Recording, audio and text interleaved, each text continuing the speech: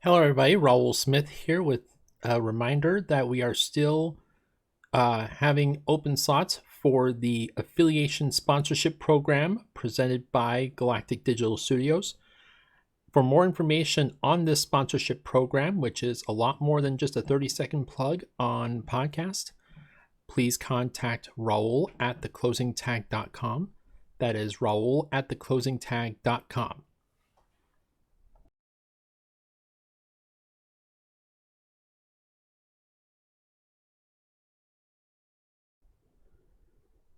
So I already know that this video is probably going to be sorely outdated by the time it actually, comes across your feed. But I felt like doing a very special edition of Ring the Bell, part of the Closing Tag Network. And the reason I want to do that is because of what happened on April 5th. And nothing really bad. I mean, I could probably go on for about 30 minutes easy about my feelings about Tony Khan and how he's screwing AEW up at this point. But we'll leave that alone for a minute. At least for now. I want to actually focus on let's, take a page out of Tony Khan's playbook and focus on the positives. So, April 5th, if you don't know, the night before WrestleMania, was the Hall of Fame induction for 2024 for WWE. And most of the names are, if you're an old head that's been watching the program since like the first WrestleMania, which even as old as I am, I do not qualify for that. You might recognize the names like US Express and Leilani Maivia. Who else was there? Thunderbolt Patterson, not to be confused with Pat Patterson. Muhammad Ali, of course, everybody knows who Muhammad Ali is. Fly like a butterfly, sting like a bee. Rumble, young man rumble. But the biggest name, even bigger than all of those, at least as far as wrestling fans are concerned, is Paul Heyman. Paul Heyman, as you probably already know, was a promoter, a manager, still is a manager. He's been a color commentator. He's been a behind the scenes guy, and I mean he alluded in his speech last night that he still works behind the scenes with a lot of the talents, both in WWE and in NXT. But someone said last night during the induction ceremony, because I was watching it on Facebook with a bunch of other people. Somebody pointed something out that I don't think gets talked about enough. Like, obviously, Heyman gets his flowers, respectfully so. And I love how the whole crowd was chanting, "You deserve it," when he first stepped to the podium. I'll be honest, that crowd chant is sorely outdated and overplayed, as most crowd chants are these days. But if there was ever a more fitting time to chant "You deserve it" at somebody, it was at that particular moment. And I loved his response. "You're fucking right, I do." And someone pointed something out, like I said, that doesn't really get talked about enough. Consider the career and the life that Paul Heyman has led. It is the stuff of legend, to be perfectly honest. Here's a guy who started out 16 years old as a photographer working for Vincent James McMahon. who is Vince McMahon's father. Taking photography, lessons, and, taking pictures at ringside, rubbing elbows with the likes of the Iron Sheik and Freddie Blassie and Bill Apter and all these other guys. Attending production meetings with some of the absolute most brilliant minds in the history of the business. Guys like Dusty Rhodes. And then kind of working his way up from there to be a color commentator in WCW, when he was working alongside guys like Tony Schiavone and Jim Ross. And then, becoming a manager, working with guys like Mark Calloway, who we know as The Undertaker,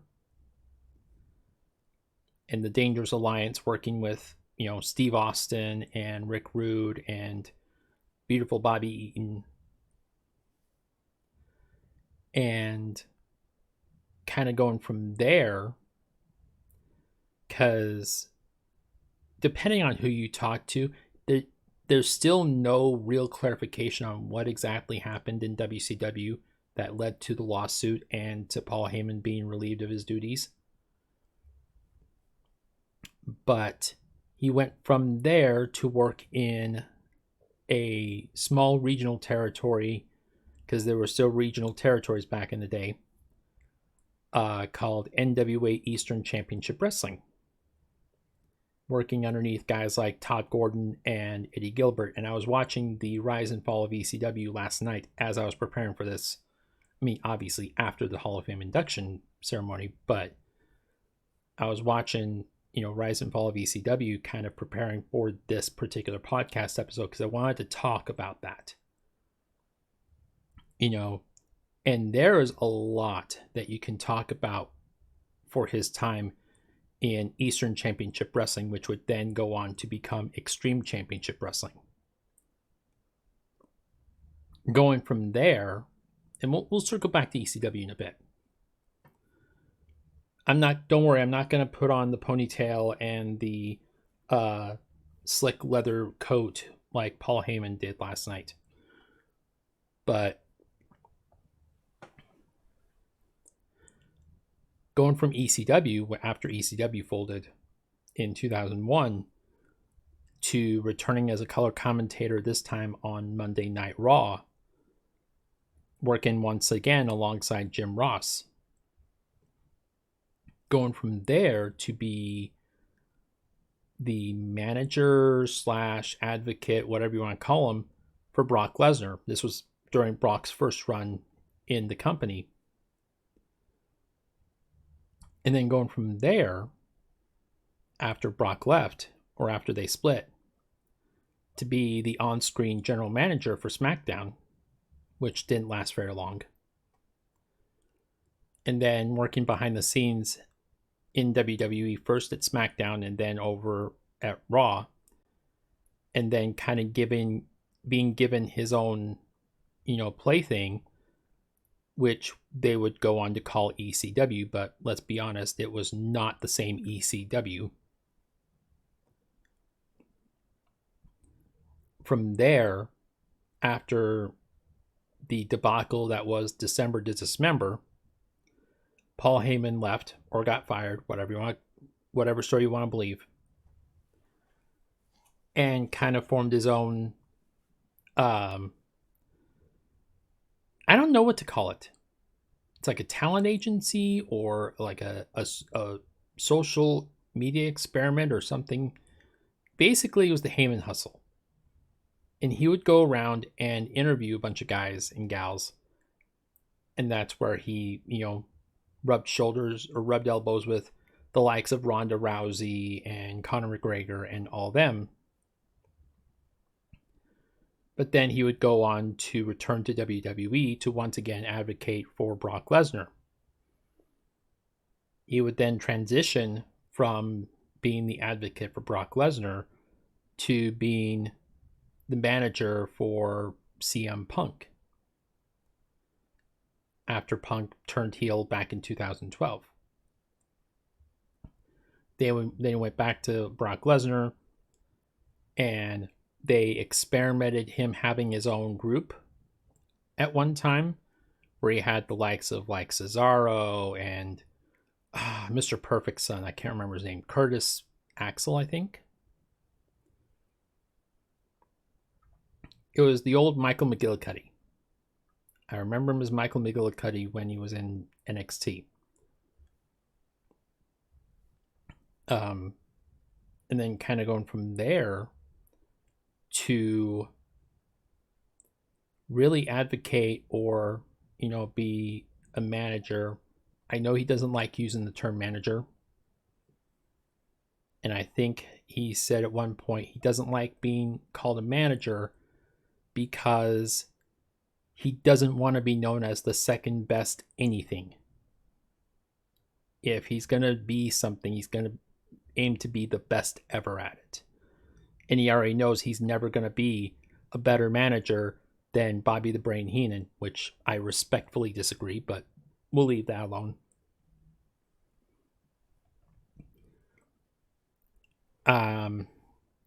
So basically he became the special counsel or the wise man to Roman Reigns, which we now know him as today. Think for 1 second, though. All the lives that this man has touched throughout his tenure in professional wrestling, sports entertainment, whatever you want to call it. I know he caught himself saying sports entertainment is like, no. Professional wrestling. And I'm so glad they're finally doing away with that fucking shit, by the way. That whole sports entertainment bullshit. It's pro wrestling. You can call a rose by any other name. It's still a rose. So think of all the lives that this man has touched. I talked about Undertaker. Talked about Steve Austin. Talked about Rick Rude. This guy helped mold The Undertaker. Obviously before he became The Undertaker, but he helped him work on his, ability to talk, and helped work with him on, his ring presence and character work and stuff like that. Even before he became The Undertaker. It was only when he became The Undertaker, when he went over to the WWE, that he took that character to a whole new level. This guy got to work with Steve Austin not once, but twice. He got to work with him when he was first coming up through WCW as part of the Dangerous Alliance. Back then he was known as Stunning Steve Austin. And he had luscious yellow blonde hair. And you could see even back then that he had a little bit of that Stone Cold in him that was just ready to come out, but he didn't know how to harness it. And it wasn't until the second time that he got to work with Paul Heyman in ECW that he really learned how to bring it out. And I think that was like the tipping point. There's probably no Attitude Era without Paul Heyman. Period. Not only because of the fact that he helped Steve truly mold that Stone Cold character and helped work with him on his promos and his delivery and his, intensity. All the things that we absolutely love about that character. But there's probably no Attitude Era without ECW. And there is no ECW without Paul Heyman. Period. I don't care what anybody says.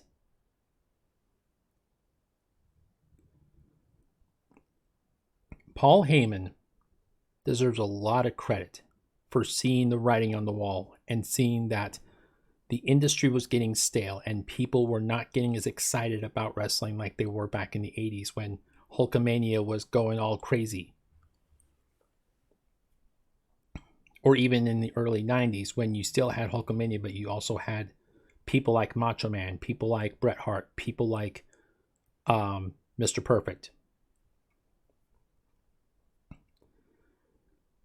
It wasn't until ECW showed up that the product started becoming hot again. And I guarantee you, WWE would not be here today if not for the influence of ECW. Now, would Eric Bischoff have come up with the idea for the NWO without ECW? Maybe. It's tough to say. But ECW, in its grittiness and its reality-based storylines and its willingness to break down the barriers and show people behind the scenes stuff, show people like, hey, this is how it is, really. Sorry, throat's a little dry. That influence helped influence, some of the stuff that we saw in WCW during the NWO angle and even in WWE during the Attitude Era. He got to work with Mick Foley. And Mick Foley, he was a good talker and he was a good, wrestler and he was a good promo even before he got to ECW. But once he got to ECW, man, he took that Cactus Jack character to a completely different planet. And his promos, his anti-hardcore promos in 1995, 1996 really helped elevate not just Mick Foley's career before he got to WWE and became Mankind, but it helped elevate ECW. And he also got to work with a lot of other guys in that ECW locker room. He got to work with Rob Van Dam. He got to work with the Dudley Boys. He got to work with Raven. The Raven character, holy smokes. The Raven character was probably one of my favorites during that time. Because it was just dark and grungy and a character that you absolutely know you're not supposed to like, but you can't help it.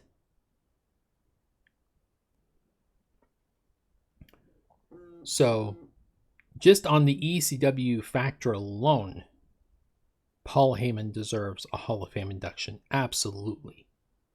But then you add on all the stuff he did in WCW for guys like Steve Austin, for guys like Mark Calloway, for guys like Rick Rude. He, deserves it even more. And we haven't even got to the part where he was even in WWE. Never mind the fact that he was the one that when they were talking about bringing Brock Lesnar up from developmental, he was one of the first ones to say, let me work with him. He's not a good promo. Let me work with him. Let me talk. Let me be his mouthpiece. And, just let him do what he does best, which is beat people up. And that's exactly what happened. Paul did all the talking. Brock Lesnar beat people up. And it was a perfect marriage. And then when Brock Lesnar left and Paul Heyman was, helping train up some of the younger talents in developmental, and they signed CM Punk, he was the one person other than Shawn Michaels that went to bat for Punk repeatedly when guys like Triple H and Vince McMahon and Jim Ross and John Laurinaitis were all like, we need to let this guy go. We just don't see the value in him. We just don't see the value in some short, tatted up guy who doesn't have really all that much muscle to him and isn't believable. We just don't think he's going to be a good fit here. Paul Heyman said, no, we're not going to let him go. Let me work with him. Let me develop him. Let me mold him. I will make him a superstar. Guaranteed. And it was both that time in Ring of Honor, but also in the WWE developmental system. It was those two times that helped shape CM Punk into the person that he is today. For good or bad, whatever you think about CM Punk, he would not be nearly as good now today on the mic, at commentary, in the ring, if not for Paul Heyman. I haven't seen the CM Punk documentary in a while, so I may have to go back and watch it. But, he got to work with Paul Heyman behind the scenes, learn how to do camera cuts, learn how to, take cues both behind the camera and in front of the camera. He did a lot to help elevate his game, make him more valuable to the company overall than if he was just another guy. And then kind of going from there to helping develop some of the younger talents, guys like Kofi Kingston, guys like, Chris Hero, guys like, what's his name? Matt Sydal. And he was name dropping a bunch of guys and gals' names when he was, talking last night. Fun fact, I did not know that he was one of the people that was working closely behind the scenes in NXT with Braun Breaker. So the old saying, you learn something new every day. I learned something new last night. So there you go. But he's working with Braun Breaker. He's working with Carmelo Hayes. He's working with Trick Williams. He's working with all these guys in NXT, obviously, with Shawn Michaels' blessing.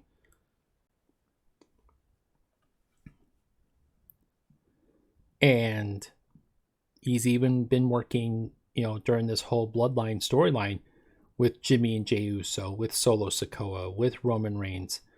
Think about the fact that this entire Bloodline storyline for the last 3 years has helped elevate not one, not two, not even three, hell, not even four. If you count some of the other people that were involved in the storyline, we're talking about potentially up to 7 superstars that have been elevated from kind of trudging along the mid-card to being regular main event level players. Roman Reigns was already a main event guy. That's, neither here nor there. But Paul Heyman, to his credit, has helped take Roman Reigns, just by association, from a main event guy that might be the face of the company one day to being a legend.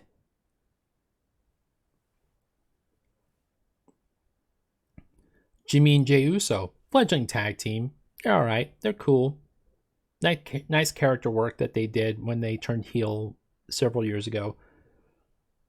Now they're main event guys. In their brother versus brother match at WrestleMania, this is recorded again before WrestleMania, so you're not going to get the outcome of that match here, but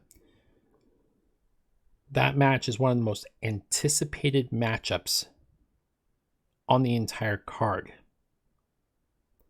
And that's all because of the work that they've been doing with this Bloodline story. Solo Sikoa. Okay, guy. Coming up from NXT.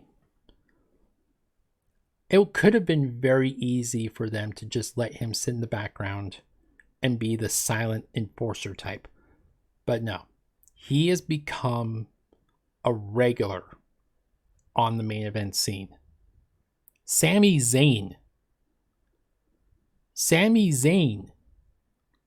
went from a one-off. He was fledgling with his conspiracy theory character. And then went from there. He did a one-off where he interacted one time with the Bloodline. They didn't think it was going to go anywhere. Helped elevate him to main event status. And by association, it helped elevate Kevin Owens. Granted, Kevin Owens, the year before that, was main eventing WrestleMania against Stone Cold Steve Austin. So there's really no, chicken versus egg type of situation. But whatever.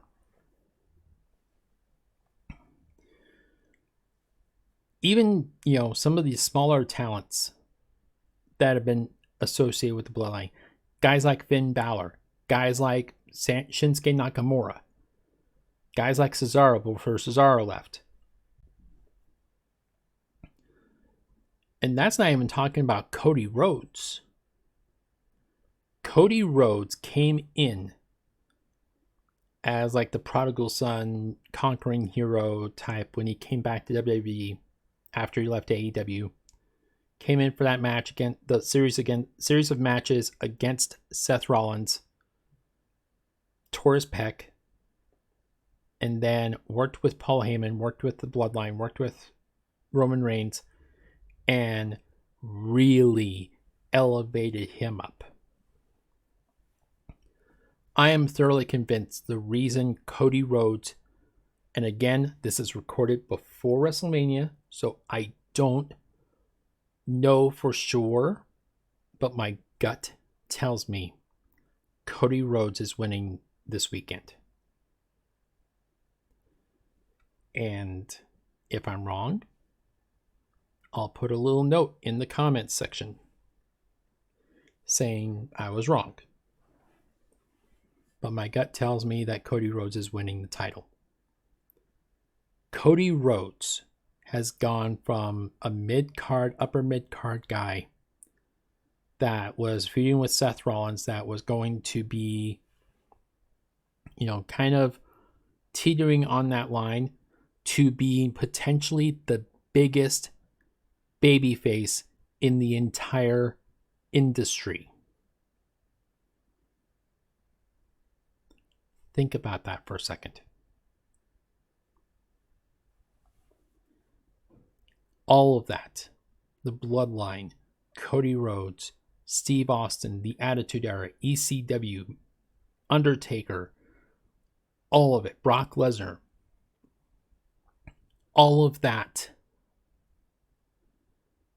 is largely attributed to Paul Heyman. Whatever you want to say about Paul Heyman as a person, the bounce checks, the lies, the fact that he cheated his own parents, and all of that criticism is valid. But you cannot deny the contributions to the industry that Paul Heyman has left behind.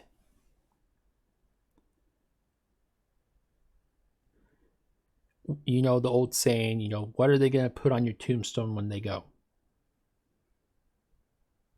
I think what they'll put on Paul Heyman's tombstone, and I know he said he is not even close to done yet, and I hope he's not. I hope he's not. I hope he is still got a lot left to contribute. But the day that he does go, and the day that they put him 6 feet under or put him in an urn or whatever, and the final chapter of Paul Heyman, Paulie Dangerously, whatever you want to call him, is written, I think it's going to be, the epilogue is going to read something like this. We all should aspire to leave the world better than we found it, the way that Paul Heyman left the wrestling world better than when he found it. Paul Heyman really made the wrestling world better. And there's no denying that. I mean, you can talk about managers, you can talk about promoters, you can talk about this, that, and the other. He may not be the absolute best ever at any one particular thing, but you can't call him a jack of all trades, master of none. He is a master of every trade, aside from getting physical. He is a master at the mic. He is a master at, selling an audience. He is a master at motivating a locker room. He is a master at promotion. He is a master at, getting people to buy a ticket to go watch a match. I mean, think about this for a second. And I don't want to go on a tangent too long because we're already over 30 minutes, apparently. But think about this for a second. Go back to the invasion angle. WCW and ECW alliance versus the WWF. The SmackDown before Survivor Series that year. The whole winner-take-all 5-on-5 match. Paul Heyman gets in the ring and cuts one of the most scathing work shoot promos that I have ever heard. And yet he tied it in to the storyline so perfectly. He is a master at that. You have guys like Vince Russo that have been cutting work shoot promos for years that could not even get close to that level. Because guys like Vince Russo only work shoot for the sake of work shooting.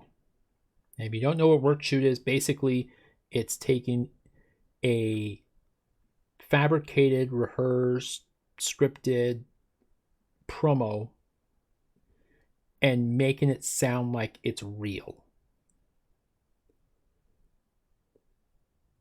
Vince Russo is really good at that, but he's not good at tying it in to the storyline and making people care. Paul Heyman is a master at that. It wasn't just about shitting on Vince McMahon in the middle of the ring on live television for the sake of doing it. There was a purpose. There was a plan. There is a reason. And it tied into getting fans to buy a ticket and wanting to see this very important match that was coming up in 3 days. And nobody, I don't care who it is, I don't care if their name's CM Punk, I don't care if they're Bobby the Brain Heenan, no one does a better job at doing that than Paul Heyman. I have gone on for 35 minutes basically hyping Paul Heyman up. But if you really think about it, is 35 minutes enough time to really go over how instrumental this man is in professional wrestling. I mean, I hate to beat a dead horse or beat a drum to the point where the stick is broken, but I don't think most of us, I mean, okay, I won't speak for myself because I was a fan before then, but I don't think most of us would have become wrestling fans if not in some way, shape, or form for Paul Heyman. And for that, I salute you. If I had a shot glass in my hand right now, I would be toasting you, sir. Paul Heyman is probably the most deserving Hall of Fame inductee I have seen in a long time. And it is a long time coming. It is a long time overdue. And I hope that he continues to have amazing success. I know he said that there's more disruption of the industry pumping through his heart. And he's just getting started. And I hope he is. I hope he's just getting started. Because the industry almost feels like it is once again getting back, not necessarily to like Attitude Era levels of excitement, but it's starting to feel like it's right on the cusp of maybe, Ruthless Aggression era type of excitement. And I know Triple H was saying something, I think it was like 2 days ago, that we're probably on the cusp of a whole new era. I hope we are. Because we, as wrestling fans, have eaten enough shit from the previous regime, and it is time to feast on some of the good stuff for once. I'm going to try to be a little bit more regular on my podcast schedule. That's not necessarily meaning that I'm going to do a wrestling podcast every single week. But I will do my best to try and make things more interesting. But in any event, if you would like to support me, there is a donation button on theclosingtag.com. If you're watching this on Facebook, like, comment, share. If you are listening to this on Spotify, reviews are open and reviews are welcome. And if you're watching this on YouTube, like the video, subscribe to the channel, hit the bell for notifications, and so that way you are notified every time there's a new video. I want to thank everyone for listening, for watching, for downloading, for donating, for doing everything you can to support this endeavor. Your efforts are not going unnoticed, so thank you. And on that note, I will skedaddle, and until the next time that you all see me, just ring the damn bell. Yeah. Talk to you guys later. Bye.